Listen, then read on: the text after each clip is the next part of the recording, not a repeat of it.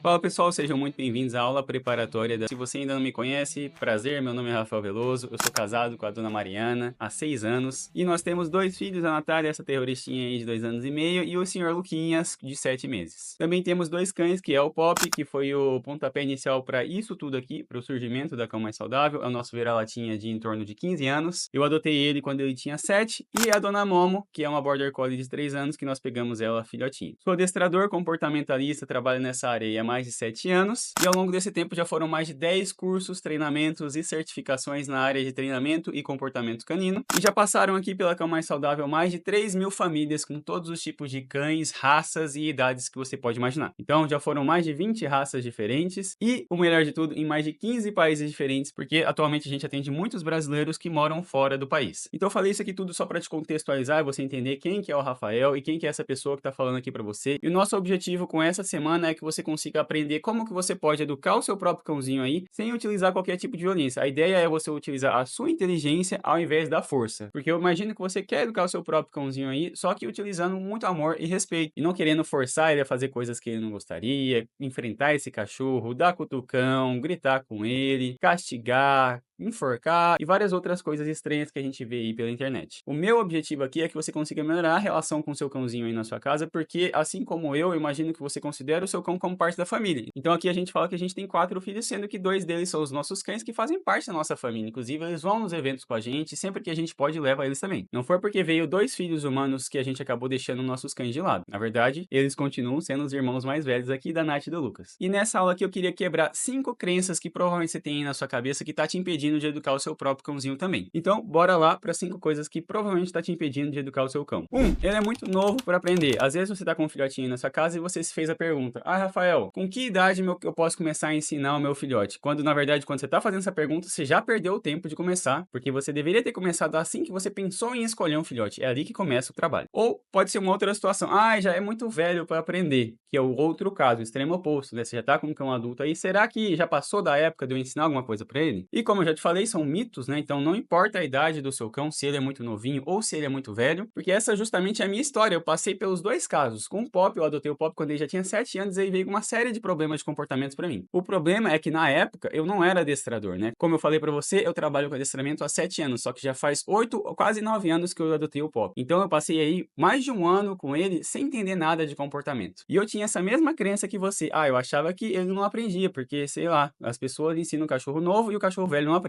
E hoje, tudo que o Pop sabe, basicamente foi eu que ensinei para ele depois dos 7 anos de idade. Por outro lado, depois quando eu trouxe a Momo, a gente começou já desde a escolha dela lá no criador, e a partir do primeiro dia que ela chegou em casa, a gente já começou todo o treinamento e a parte de educação dela. E ela devia ter aí por volta de 2 meses de idade. Então eu percebi que, na verdade, o que limita a pessoa a educar o seu próprio cão não é a idade desse cachorro, e sim o conhecimento dela. Ou melhor, a falta de conhecimento sobre o assunto. Infelizmente, quando eu adotei o Pop, eu não tinha esse conhecimento, então eu levei muito mais tempo para conseguir os resultados que eu tenho hoje, mas com a Momo foi diferente. Eu já era adestrador, já tinha experiência, então foi tudo muito mais rápido e muito mais fácil. Mas isso não porque ela era filhote ou porque o Pop era adulto. Os dois aprenderam da mesma forma e não tenho grandes problemas com nenhum dos dois. 2. A raça do meu cão é muito difícil. Assim como a questão da idade, as pessoas acham que tem essa crença de que a raça vai interferir em alguma coisa no aprendizado do cachorro. É óbvio que a raça tem suas particularidades, ou a falta dela, né? Às vezes seu cachorro é uma mistura, não tem uma raça definida. Mas isso, como eu falei, não vai impedir você de ensinar o seu cão, porque o seu cachorro, independente da raça dele, ele continua sendo um cachorro. E todos os cães aprendem da mesma forma. Não é porque ele é mais novo, como eu falei no item anterior, ou porque ele é mais velho, ou porque ele é um Beagle, ou porque ele é um Schnauzer, ou porque ele é um Spitz, Golden, Husky, Labrador, Bulldog, Border Collie, não importa a raça. Assim como nós, seres humanos, todos os seres humanos, não importa se você é um japonês, se é um alemão, se é um brasileiro, se é um americano, se tem uma cultura X, uma cultura Y, religião, preferência. Claro que cada um tem suas particularidades, mas todos os seres humanos aprendem da mesma forma, independente, inclusive, da idade, como a gente falou no item anterior. Então você ficar preso nessa crença de que, meu cachorro é de tal raça, tem tal problema e ele é assim, não tem o que fazer, é como se você falasse que, uma criança gordinha, ela vai aprender diferente de uma criança que é mais magra, ou então, a gordinha vai ter mais limitações. Não. Tanto é, como eu falei para vocês, a gente atendeu mais de 20 raças diferentes e eu vi que todos os conceitos que aplicavam ao caso deles, independente da raça desses cães. Eu mesmo tive 2 exemplares, né? Um sem raça definida, que é o Pop, e a Momo, que é um Border Collie. Mas só para você ver como isso é uma crença que realmente está enraizada em muitas pessoas, eu queria te mostrar o caso da Paloma, que tem um Phelps Phelps, que é um Beagle, e ela pensava exatamente isso que eu te falei aqui. É porque falavam pra gente que Beagle era burro, né? Porque tá lá na linha de baixo do ranking de inteligência, falavam várias coisas assim. Como ele realmente errava tudo, a gente achava que era verdade, porque errava tudo, né? Ele mijava em todo canto, parecia um bebê tubarão, assim, não parava de morder. O pijama do meu filho parecia cena de guerra, todo furado. Roubava comida, assim, a gente sentado no sofá, nosso sofá é baixo, e antes do meu filho enfiar a bisnaguinha na boca, ele já, o Alck já tinha sumido com a bisnaguinha.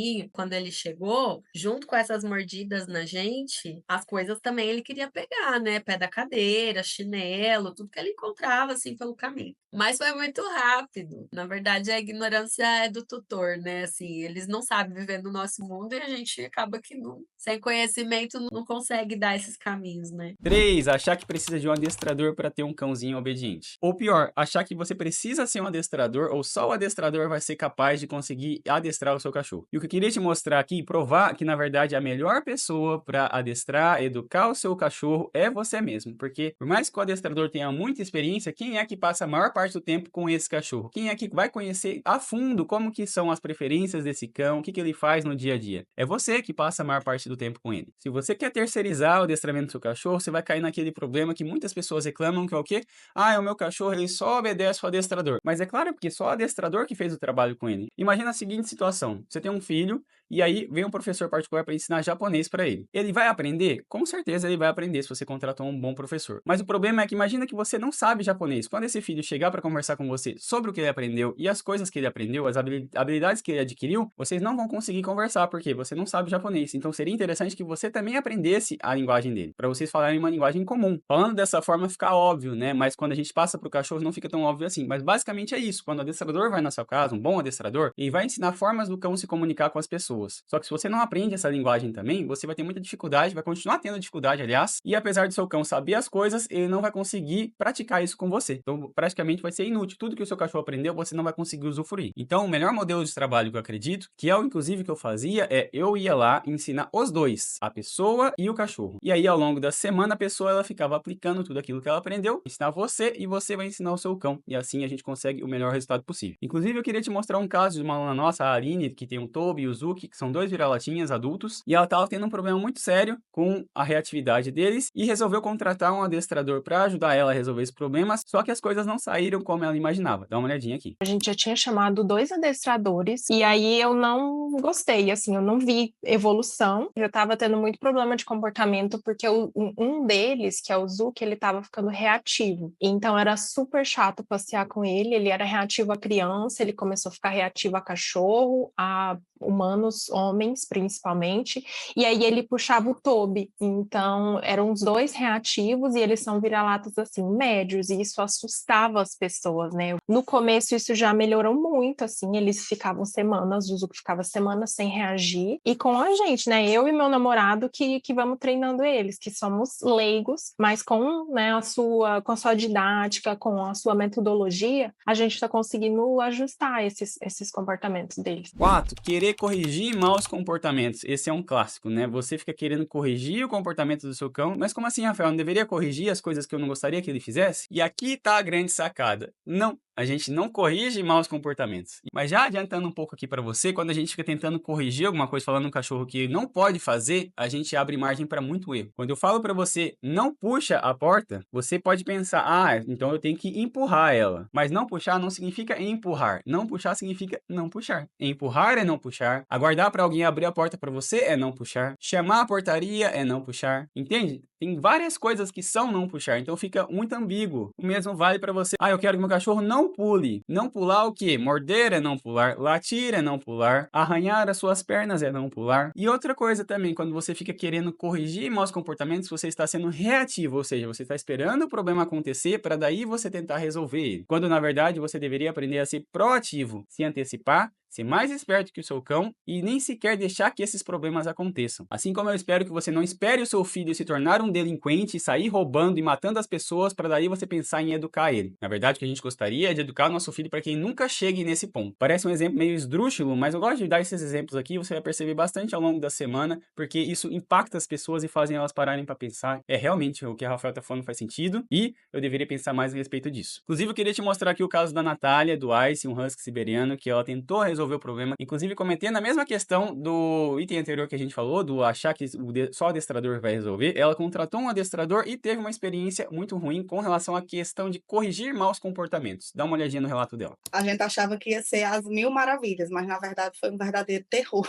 Porque o cachorro era louco, desequilibrado, mordia e pulava absurdamente para tudo. E né, sai, volta, vira as costas. E quanto mais eu fazia, mais o cachorro me mordia e eu não tinha paciência, eu perdia a cabeça e batia no cachorro e era um inferno. A nossa relação era péssima, porque nós não sabíamos o que fazer e tinha aquela velha história de que, tipo, bate, faz um incômodo, não. E isso foi piorando cada vez mais. Aí começou a melhorar quando eu conheci um cara chamado Rafael, né? Porque eu tava desesperada, sem saber o que fazer. Quero só chorar hoje, que eu não aguento mais os pulos desse cachorro e as mordidas. Eu tô toda roxa, eu tô com o braço roxo, eu tô com as pernas roxas. Aí, se hoje é um outro cachorro, é um cachorro que participa ativamente da nossa rotina. É a maior alegria pra gente, né? Hoje eu posso dizer, nós somos felizes com Ice e Ice é feliz nessa família. Porque antes nem nós, nem ele. E quinta e última, achar que precisa dedicar muito tempo para conseguir educar o seu cão. E o que acontece? Na verdade, você perde muito tempo tentando educar o seu cão porque você não sabe o que fazer e fica tentando coisas aleatórias que muitas vezes acabam não funcionando. É tipo querer chegar em um lugar sem saber o caminho que você deve percorrer, sem o nosso querido Waze. Por que o Waze foi uma revolução? Porque ele te diz exatamente qual que é a rota que você deve seguir e qual que é a rota mais eficiente para chegar naquele lugar. E ela é atualizada em tempo real. Isso que é muito legal. Eu quero ser o Waze aí da sua vida na educação do seu cão. Eu quero te mostrar qual que é a rota mais eficiente, mais rápida e em tempo real para você chegar lá. Senão você vai pegar o caminho errado, vai testar caminhos que às vezes já estão desatualizados e não funcionam tão bem quanto funcionavam antes. Enfim, eu quero ser o seu GPS aqui na educação do seu cão para você não precisar perder tanto tempo e inclusive às vezes você tem uma rotina muito corrida, como é o caso, por exemplo, da nossa aluna Raquel, que tem 2 Goldens, a Estela e o Balu, e é médica, faz plantões aí às vezes de 12 horas, tem uma rotina muito corrida como de todo médico, mas mesmo assim ela conseguiu educar os 2 Golden dela. Eu trabalho basicamente 12 horas por dia, quase todos os dias, né? Mas eu acho que a gente consegue colocar na rotina, assim, é pouco tempo, né? Assim, o que eu percebi é que